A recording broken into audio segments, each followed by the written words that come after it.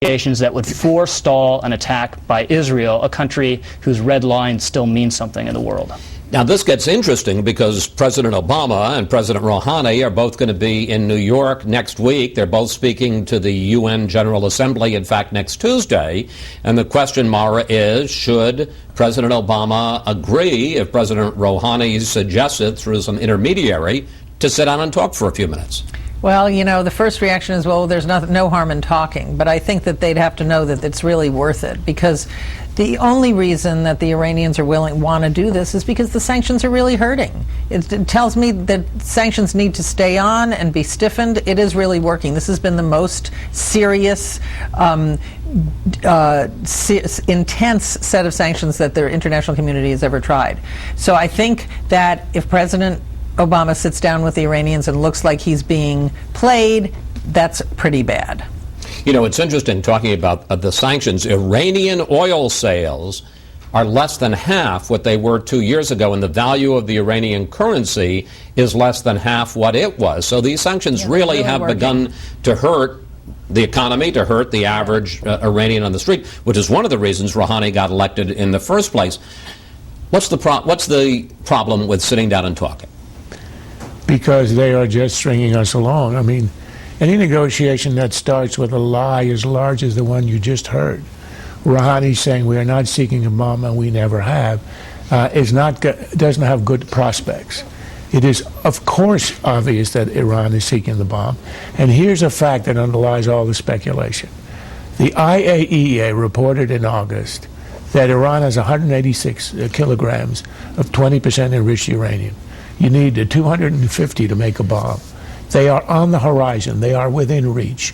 This is a goal Iran has had for decades. It will give it the dominance in the region over the Gulf Arabs, over everybody that the Persians have sought for about 2,000 years. They have shown not an iota of response in the nuclear arena to any sanctions. Yes, it's hurt them economically, but our director of DNI has said in Congress there hasn't been any stoppage, any change in the nuclear pursuit. And the last part, I think, is this. The Iranians can see they are near the finish line. What they're worried about now is not economic sanctions, which they have sustained and suffered for a few years. What they're worried about is an Israeli strike at the last minute. They have doubled the number of machines spinning uranium. They have been discovered to have a second program of plutonium. Any country that isn't seeking the bomb is not going to have a plutonium program parallel.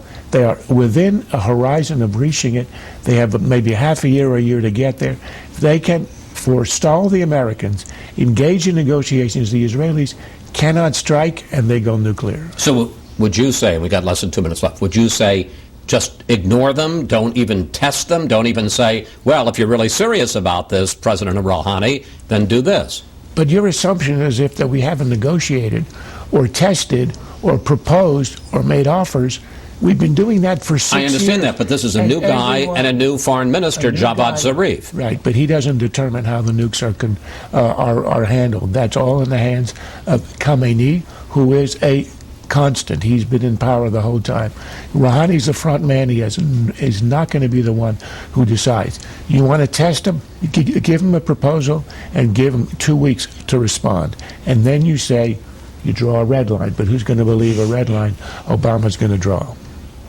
Rich? You know, Rouhani is actually on the record on the Iranian strategy on this, because he was the chief negotiator for some time, and he said what we did was brilliant.